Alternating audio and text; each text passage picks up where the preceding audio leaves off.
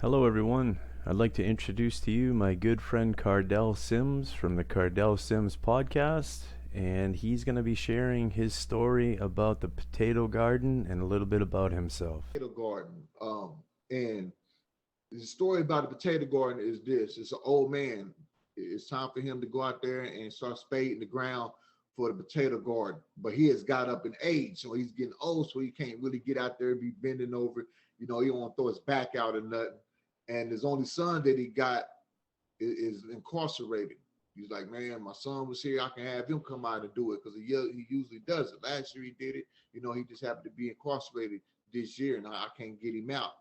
And so he sit back. He goes in the house. He writes a letter to his son, dear son. It's about that time for the to start spading the ground to plant the potato garden. But Popson got old. I can't get out there digging the ground up. And I really feel bad because I know your mom really loves when I go out there and plant the potato and do the potato garden. I really wish you was here because I know if you was here, you'd be able to do it. Love, Dad. He sends the letter off. So the son sitting inside the cell, he gets the letter. He reads the letter, like, man, he sit back, he write a letter. In the letter, he write, Dad, don't go out there messing with the potato garden area and digging up all that stuff because that's where I hid the guns and the drugs. And he wrote guns and drugs in big letters. Love, your son. Sent it off. So the dad gets the letter. He reads the letter. Like, man, what?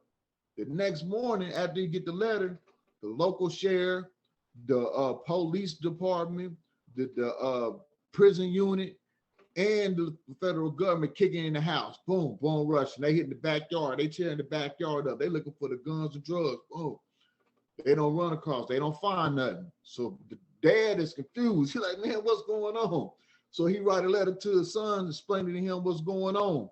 Like, man, the police done kicked in the house and everything. They done dug up the yard, tore my yard up. I definitely ain't gonna be able to plant the potato garden now.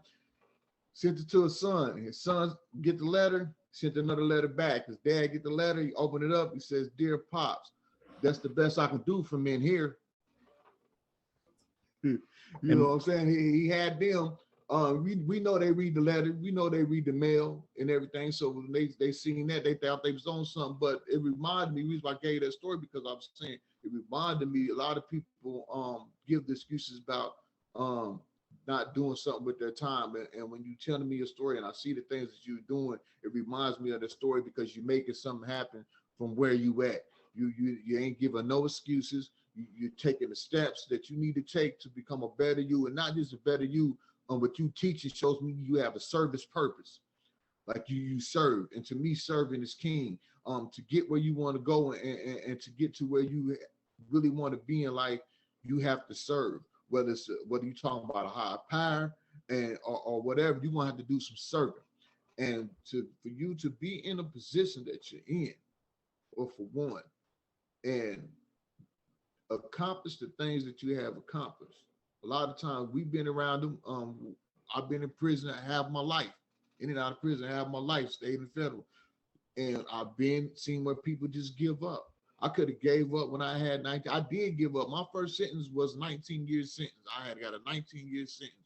I walked into the Missouri Department of State Penitentiary, aka the Walls. They closed it down now, and it's a museum. But when I walked in there, there was a sign on the wall written in red letters. I'm 23 years old, 19 years sentence. I walk in there, and the first thing I see walking into the Missouri State Penitentiary, after hearing all these stories about it, it's a sign on the wall that says, "Leave all your hopes and dreams behind." And that's what I did. And then when I got out of prison, I went right back to the same thing, same block, same gang, selling the same drug. Went right, caught another drug case. Went back to prison. Got out of prison. Was in a gang war. Some shooting happened. Some murders happened. Got violated for association. Caught another drug case. Got sent back. Got out. Federal government picked us up. 31 of us, and now here I am, spending half of my life in and out of institutions in prison, and I'm facing a conspiracy case in the federal government. And that's when I gotta ask myself, like, man, um, how do you keep finding yourself in these situations? And I can look at the prosecuting attorney and say, yeah, it's your fault. I can look at the co-defendants, the confidential informants telling on me it's their fault. I could look at the judge, it's their fault. I could have looked and pointed at everybody and told them it's everybody else's fault. But at the end of the day, no matter how many judges I stood in front of, how many institutions I walked in, how many prosecutors I faced, how many people told on me or whatever, at the end of the day, I was the one in the equation now out of all of them. It was me. It was me. And so from that point on, I knew I was the reason that I was in that situation. I said, I got to change something about myself. I got to change. And that came from me educating. And from that point on, I started educating myself. I started educating myself. I started to read. I put the hood novels down. I ain't reading no more gutter, no more gangsters and all that. I'm starting to read some things. I got to learn something. You know what I'm saying? It's time for me to learn something. And that's the only way you're gonna learn something in prison is through reading.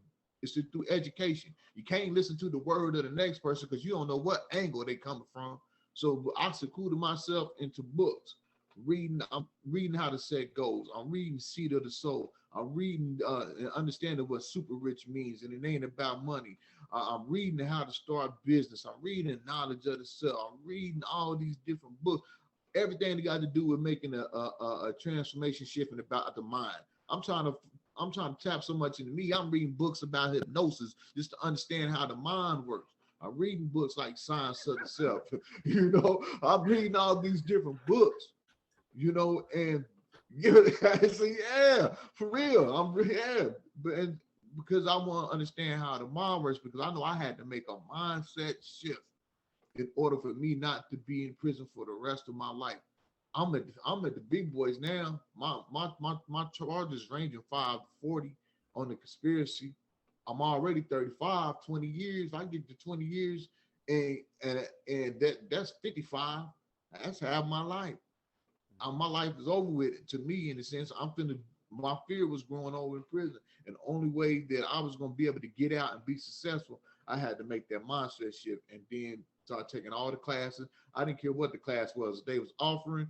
I was there. I didn't care if it was serve safe. I got a certificate in serve safe, custodial, uh, hotel lodging and institute, music business. Man, I took everything that I could possibly take to get all the knowledge I could possibly get. And if I ever come down to where I need to use it, I have the knowledge to be able to apply it. I didn't hinder myself or put any limits on that. And when I got out, I never looked back. As far as when I say didn't look back, I like I was saying to you earlier, I didn't ain't no if this don't work, it's either gonna work or it's gonna work. That's just what it is. It's gonna work or it's gonna work. My job, my thing is I ain't going back. I'm not going back to prison, and I'm not gonna put myself in the positions. When I got out, I had different expectations. I ain't gonna say different. I actually had expectations for myself. The other times I got out of prison, um, I had, what I'm saying. The other times I got out of prison, I just went. I didn't have no expectation. Went right to the block. I actually had expectations, a vision board, goals, and everything, and I attacked it, and I ain't looked back since. And that all started on the inside. And that's why I salute you because I understand the work that you got to do on the inside, and you're doing a lot of it. And you've done a lot of it. Continue to do it. So, man, again, man, the awakening. Kardell, thank you very much for sharing with us, and it's been a pleasure to speak with you today. I look forward to talking to you here in the near future and collaborating with you, bringing together the awakening with the Kardell Sims podcast, and maybe creating some more opportunities with one another to spread out there and to create change in this broken system we call corrections. Thank you. Wishing you a wonderful day, my friend. Thank you. I really appreciate it.